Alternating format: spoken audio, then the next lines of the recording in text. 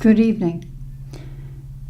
The Town Council held its regular monthly meeting on Wednesday, February the 15th. The following items were discussed. Water line replacement. Anderson Engineering is working on the design. Estimated date of completion is for the design is mid-March. And once that's completed, it has to go to Municipal Affairs and Environment for approval. Fire Department. The assessment report is being reviewed by its members. Council is anticipating a report on the review from the Fire Department, what has changed, for example, since the review has been done, and what the Fire Department feels they need to do to make any improvements. And that report should be ready for the March meeting.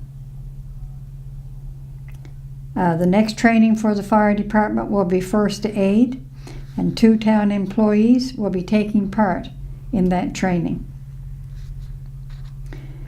Renovations are currently being done to the washrooms at the fire hall. Chase the Ace is at $6,615 with $65,000 in the pumper truck account. Canadian Census. The census for 2016 has been released. For Burgeo, it shows an 11% population decrease. Our current population is 1,307. Over the long term, this will impact town taxes and other sources of revenue, such as our municipal operating grant and our gas tax. Warming Center. Discussions centered around a need to review the town's emergency plan. Staff has been asked, in conjunction with the Fire Department, to plan a meeting for all partners to come together this spring to do the review and plan for a tabletop exercise in the fall. The need for a warming center will be discussed at the review session. Policy Committee presented guidelines to be followed for council remuneration. It was recommended that the guidelines be accepted, and the motion was carried. Community Health Committee met on February the 7th. Our MHA continues to work with us to secure suitable housing. Negotiations are in progress, with decisions being made in the very near future. Tourism. Plans for a strategic planning day are nearing completion.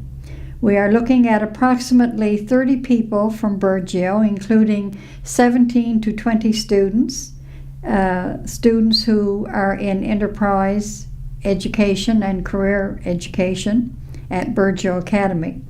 It will be a one-day session with lunch and dinner included. Rec Commission. They continue to work at fundraising for their rink surface renovations. Renovations have been completed on the upper deck. Winter Carnival is now in full swing. We encourage people to get out and enjoy the carnival. An application is being put forward seeking funds for a walking track so that the arena can be open with a proper track underfoot for people to go in wintertime and walk, as well as a curling rink. There was a letter received from the Halapu Cultural Committee that was presented to Council, recognizing that the Halapu are a very important part of our community, representing a large portion of our community. Council has committed to supporting the band. Council discussed the 5-year provincial road plan. Route 480 is slated to have 2 bridges rehabilitated, South Westbrook and Peter Strides, as well as culvert replacements. The town will write the minister to clarify where they place Woody Hill Brook and patching, as these may be in the 2016 budget or in a separate maintenance fund. Finance. Bill Mobility has reviewed its source of taxes to towns and determined that revenues from data, roving, and texting are not included as revenues for taxes. Hence, there will be a reduction for the town in what it receives from Bill Mobility from $11,546 to $6,489, which is almost half of what the town had budgeted for. Most, if not all, communities will be affected by Bill Mobility's decision. Hence, discussions and support will come from the Provincial Municipal Administrators Association as well as Municipalities Newfoundland Labrador. We're anticipating that discussions will be taking place at the upcoming meetings. The hydro rebate will help balance out the loss, as the town will receive $15,200 on that rebate. And motion was made to accept invoices for $3,208.38. Water treatment. Since I came on the BBS last Friday and asked for people to cut back on their water usage, we have moved from a consumption of 760 gallons per minute to 680 gallons. And the tank is at 92% capacity. There was one leak detected after that, and it was repaired the next day after the detection. Now, on an average, that would make a difference of about 15 or 20 gallons per minute. I'm not going to belabor the point this evening that if the Canadian average per person per day is 72 gallons, our population should be using a little over 94,000. We are currently using 10 times that amount. We're using over 1 million gallons a day. And we cannot continue on this path, not if we want a water treatment system. So change has to happen. And the town is going to start with the following. Starting Monday, a daily report of the average gallons per minute will be reported on the BBS, so community members know how much water is being run per minute.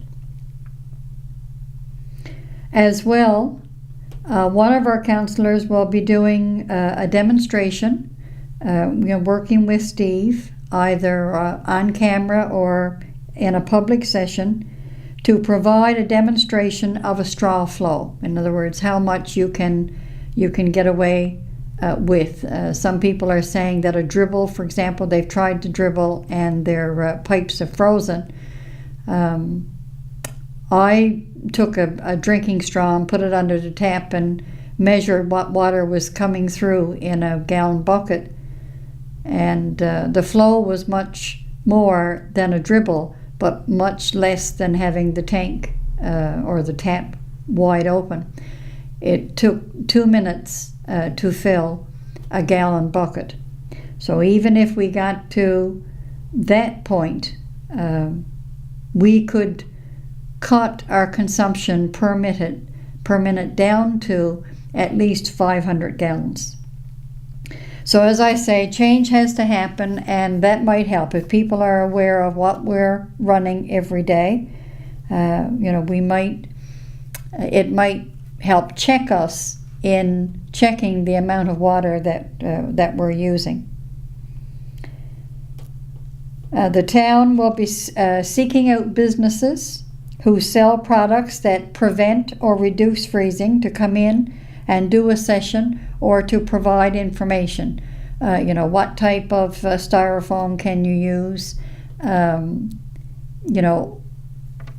what is the heat capacity, I guess, of styrofoam, and what other types of things are out there. What's the heat tracer like? How does that work? How does the saddle valve work? And so on and so forth. And the possible pricing of these different tools that could help us ensure that our water doesn't freeze and we cut back on the consumption that we're having now. I know some people might say, well, we're not consuming it, but we are. If we're turning our tap on and just letting it run on out into the ocean or into the sewer system, then we are using it. We are consuming it. The town is also going to start a pilot project with meters to see how they work. We haven't had any experience with meters at all, so we're seeking volunteers from residents, 2 who do not run their water, 2 who run at a minimum flow, and 2 who have an increased flow. For example, you might have the ball out of your toilet. And what the town will do is we will purchase those meters, and they'll be installed by the town, and they'll be monitored for flow difference and for usage, how they affect the residents. Because we need to know, for example, A, how they work, B, what the difference in the water flow is, how much we save from one to from the other, because it seems like we have 3 stages here. One is residents who are not running their water at all. Another group who have saddle valves on, or have something to ensure that they've got a minimal flow, and we have others who might have a 1/2-inch pipe out. So we're not looking to penalize anyone. I mean, we know that there's a large majority of people who are running water, probably just as many as there are not, because there are many people who phone to say, look, I am not running my water.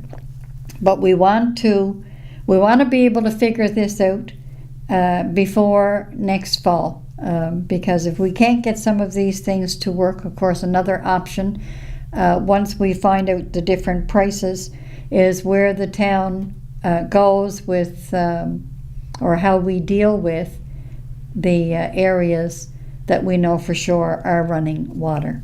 And so we have a long ways to go, but we will continue to work at it.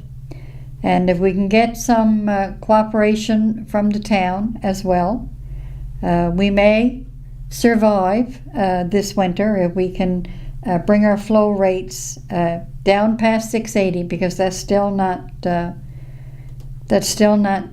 good enough. We're aiming for 500. We have to remember that during the summer, the average is usually around 130, 150. And, so even if it's 500, that provides ample opportunity for people to run their water if they have to, for, until such time as we figure out what it is that we're going to do.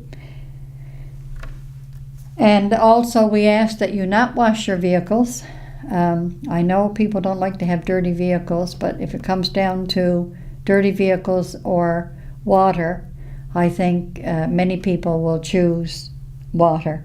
So let's keep working together. We'll keep you filled in as we move forward. Anyone who's interested in helping out the town in their experiment, you will acquire a meter that if we plan on using them down the road, residents will probably have to pay for. Yours will be covered in the cost of the project. So get involved. If we have more than 6 names, then we'll figure out what we do there, whether we draw out a couple of names or whether we include everyone or whatever. That'll be a decision for council to make. The next meeting, our regular meeting, is scheduled for March the 15th at 7:30 p.m. Thank you, and have a good evening.